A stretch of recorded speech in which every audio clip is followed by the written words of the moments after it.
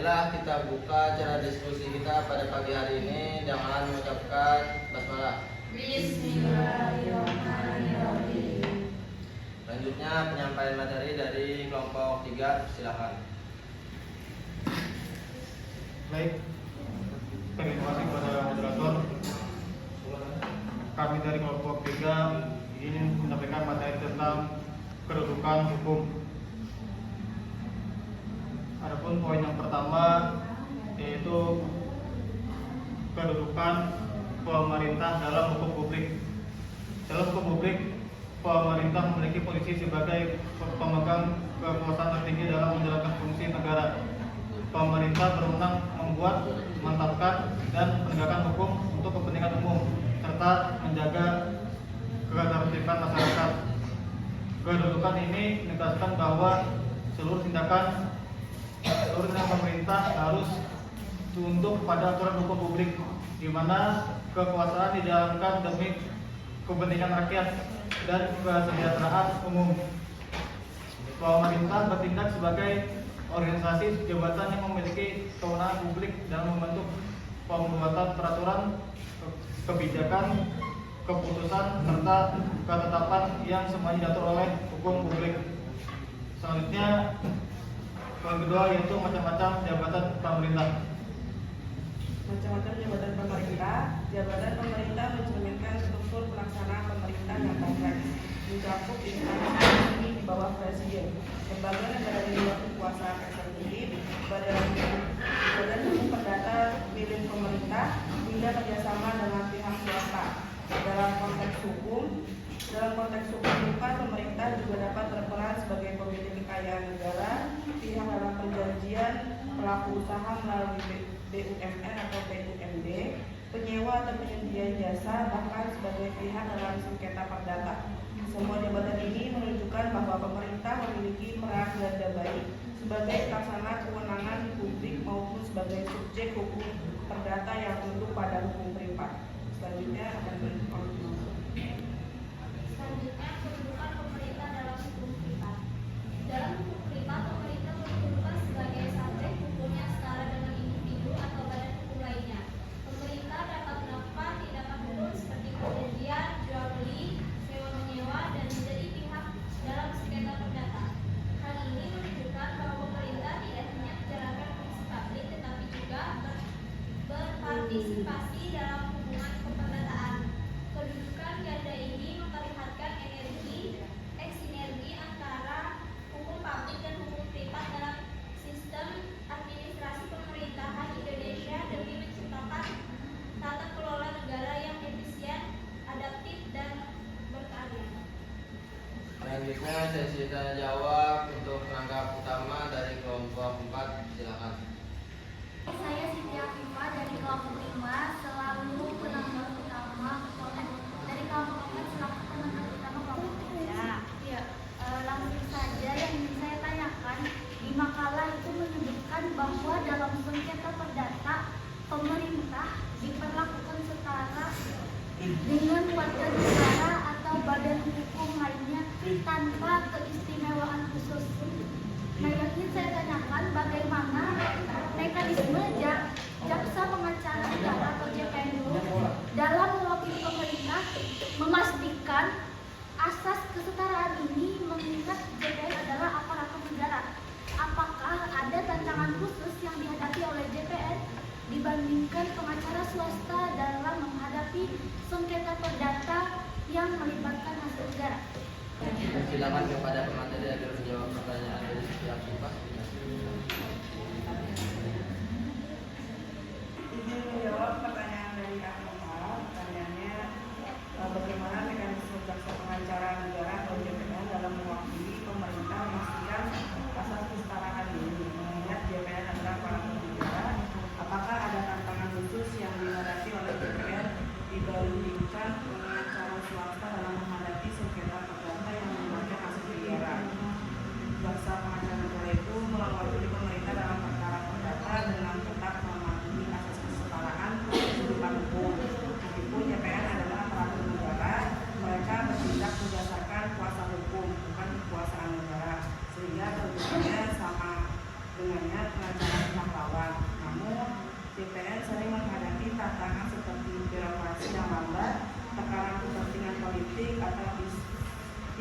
institusi, serta beban kerja yang berat.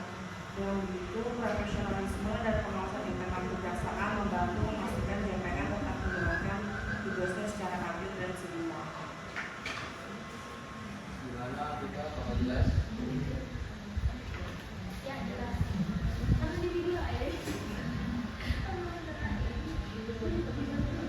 Selanjutnya sesi tanya jawab untuk penanggap hukum. Persilakan 3 orang penanya. Tanya. Baik, perkenalkan nama saya Sari Raihana, perwakilan dari kelompok 5 sebagai penanggap hukum. Pertanyaannya, bagaimana pemerintah Indonesia mengelola risiko hukum ketika bertindak dalam hukum privat, khususnya di bidang pengadaan barang dan jasa? Itu contohnya kayak kan adalah kayak pengadaan alat kesehatan di Kemenkes tuh. Nah, ada pengiriman barang dan penyediaan itu lambat, jadi kayak mengganggu pelayanan negeri. Nah, jadi pertanyaan dari Purwokerto itu, bagaimana cara pemerintah lewat pejabat pembuat komitmen itu mengatur resiko hukum gara-gara keterlambatan tadi, biar kayak pemerintah itu kada rugi dan tetap bisa jaga kepastian hukum waktu melaksanakan kontrak pengadaan barang dan jasa tadi. Saya Nisa Destriana dari kelompok 12 izin bertanya kepada kelompok 3. Ketika pemerintah digugat dalam perkara perdata, apakah jaksa pengacara negara benar-benar independen dalam membela kepentingan hukum negara? Nama saya Muhammad bin Rahman dari kelompok 3 kelompok 1. Izin bertanya, dalam konsep negara hukum, setiap tindakan pemerintah harus berdasarkan kewenangan yang sah. Bagaimana jika pemerintah menggunakan kewenangan publiknya untuk kepentingan kelompok tertentu dengan dalih demi kepentingan umum? Contohnya tuh seperti pemerintah melakukan penggusuran lahan warga dengan alasan pembangunan fasilitas publik, tetapi kemudian lahan tersebut diberikan kepada investor swasta. Nah, apakah ini masih termasuk tindakan hukum publik yang sah? Mungkin itu saja.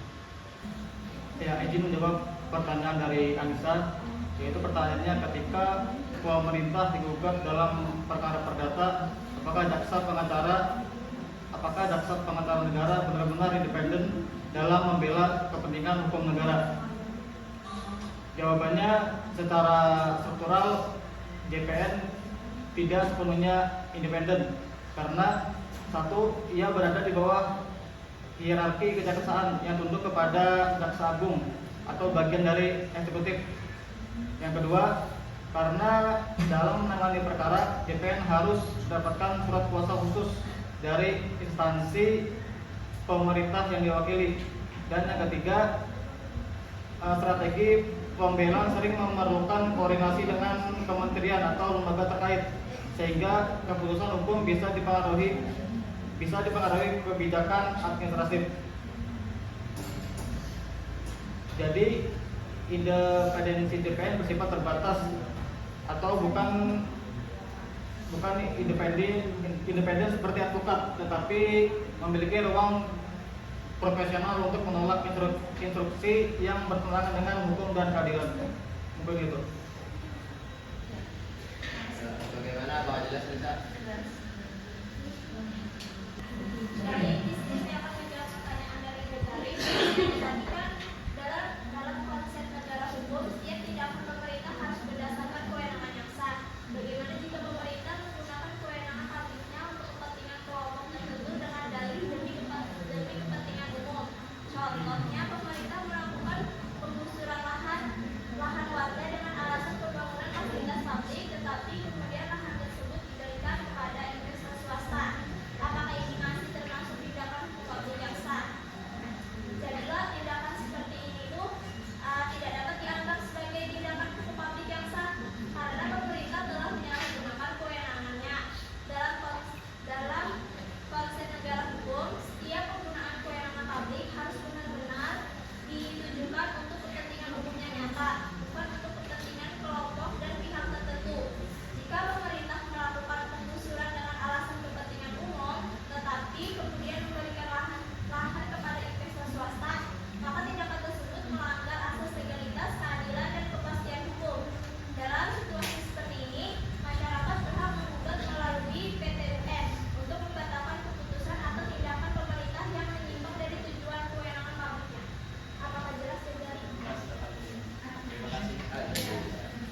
menjawab pertanyaan dari saya Imana, bagaimana cara pemerintah lewat pejabat membuat komitmen itu PPK mengatur resiko hukum gara-gara keterlambatan tadi. Dia pemerintah ada rugi dan kita bisa jaga kepastian hukum waktu melaksanakan kontrak pengadaan barang dan jasa misalnya.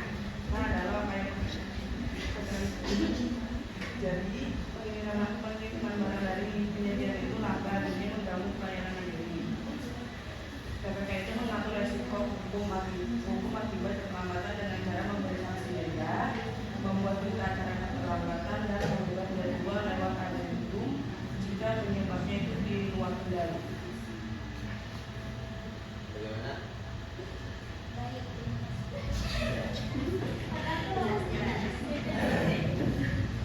Apakah ada lagi yang bertanya? Indra, jika tidak ada, tiga terakhir. Ya, itu Naila, Bile, Seda. Di halaman 3 itu disebutkan bahwa hukum publik mengatur hubungan antara warga negara dengan negara, terutama yang berkaitan dengan kepentingan. Pertanyaannya, bagaimana penerapan prinsip kepentingan umum tersebut ketika keputusan pemerintah justru merugikan sebagian masyarakat? Saya Siti Syahidah dari kelompok 12, izin bertanya.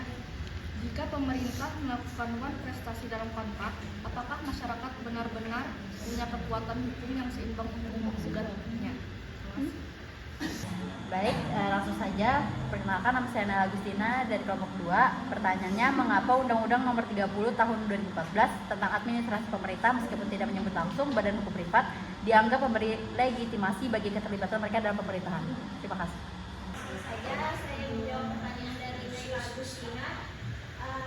Jadi, Undang-Undang Nomor 30 Tahun 2014 tentang administrasi pemerintahan dianggap memberi legitimasi bagi badan hukum privat karena undang-undang ini membuka peluang bagi pihak non-pemerintah untuk melaksanakan urusan pemerintahan melalui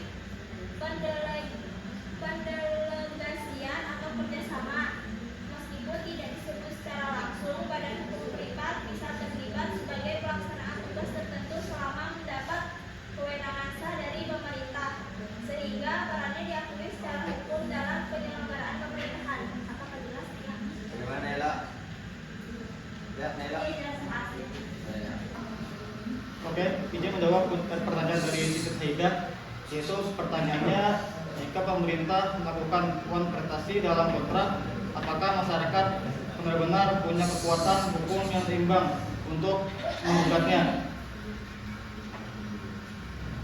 Jawabannya, secara teori dan hukum positif, masyarakat memiliki kekuatan hukum yang seimbang untuk menggugat pemerintah jika terjadi kontestasi dalam kontrak. Namun, dalam praktik, keseimbangan itu sering terbatas oleh faktor struktural, birokrasi, dan sumber daya hukum. Oleh karena itu, penegakan asas equality before the law harus terus diperkuat melalui transparansi kontrak publik, profesionalisme jaksa, pengacara negara, dan keberanian warga menuntut haknya berdasarkan hukum perdata yang berlaku. Namun untuk dasar hukumnya yaitu ada pada pasal 1338 KUH Perdata, pasal 1239 KUH Perdata, dan Perpres 16 tahun 2018. Mungkin itu, apakah jelas? Apakah jelas?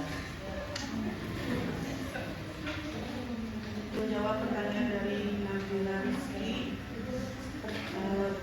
Pertanyaannya, bagaimana penerapan prinsip kepentingan umum tersebut jika keputusan pemerintah justru merugikan sebagian masyarakat?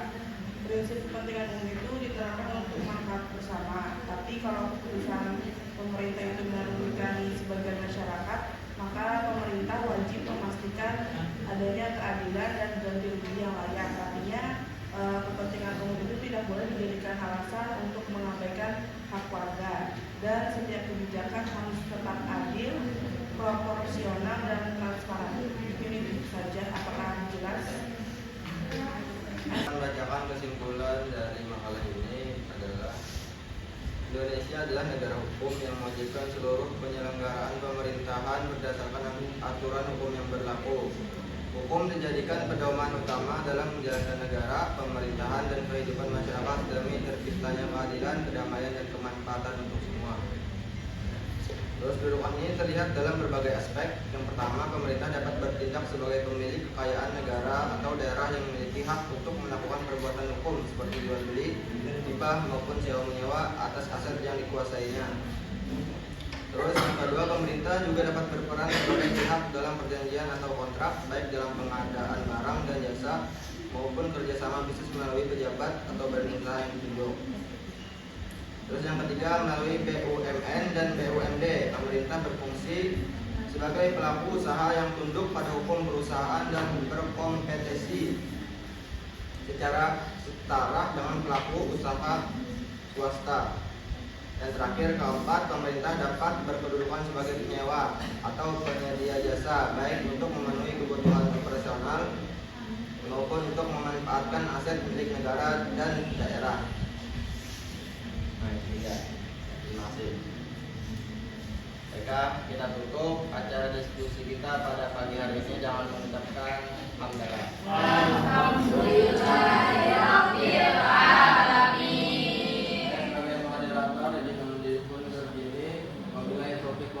Assalamualaikum warahmatullahi wabarakatuh.